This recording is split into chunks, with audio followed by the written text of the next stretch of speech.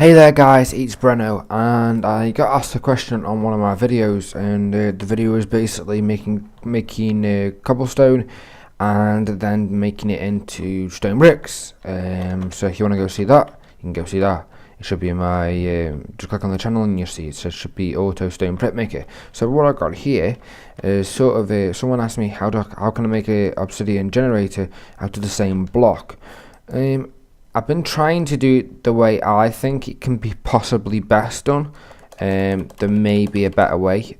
All I'm going to say is, if people are thinking of doing stuff like this, you see how it just fills.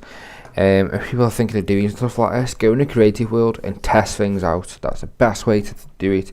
Test things out, see if it works. You can see at the moment what's happening here is we have a liquid unloader. Basically what that does is, here we have what's called a boarding track. The boarding track sits there. You have your liquid, your liquid unloader on there. Then the liquid unloader will say, if we just right click, it'll just say empty. So basically what that'll do is when it hits the boarding track, it'll say, right, I need emptying. When I'm finished, send me. So it then sends the cart back, and then does exactly the same thing here. And then this just does the all it does is just fills that up because it's on a boarding track. As soon as it comes off the boarding track, gets sent, bang, straight to there. So that's how it basically runs. Then we got a liquid tesseract here. I've got a chunk loader here just to keep it loaded. If we go through the nether, I have done two. Well, they're actually the same setup, but I've done two pumps, and you don't really need two pumps. Probably better to have one.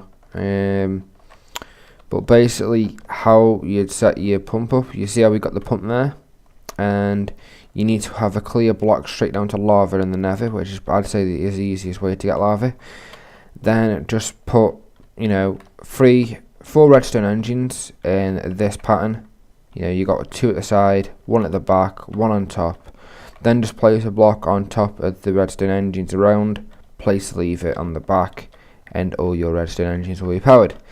Then you have your liquid tesseract, your liquid duct, which just connects straight into the pump. Then your liquid tesseract. Oh,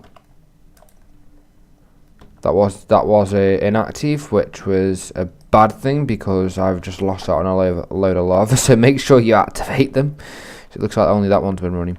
Yep. So make sure you got your frequency.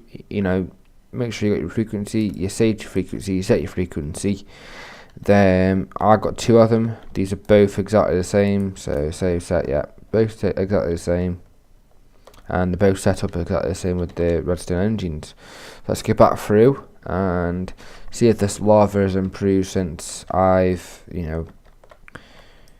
is it improving?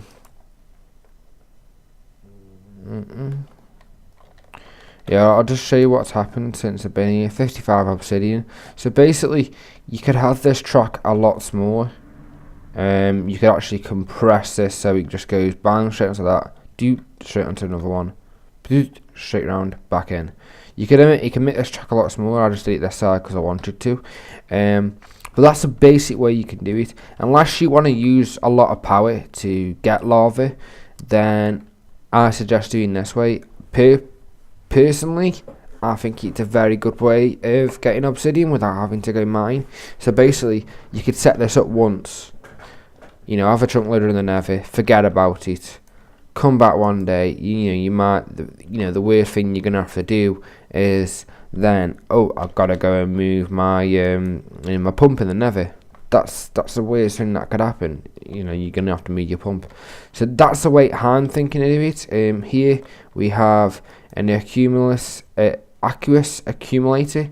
Basically, you have source blocks around it, and what it does, if it doesn't have source blocks, if I just show you, what it'll do is it'll slowly get water.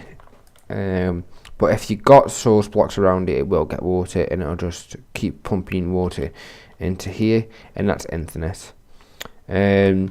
I mean, if you wanted smooth stone, say if you wanted straight smooth stone and you're getting lava out the nether, I suggest just going for stone. But if you wanted just if you wanted just obsidian, then do it this way. Unless if you can think of the better way, even if you haven't got a mic, I don't mind people sending video responses. So if you want to send a video response and you got a better way of doing this, then I say go for it. Is that loading or not? That's showing Naruto's.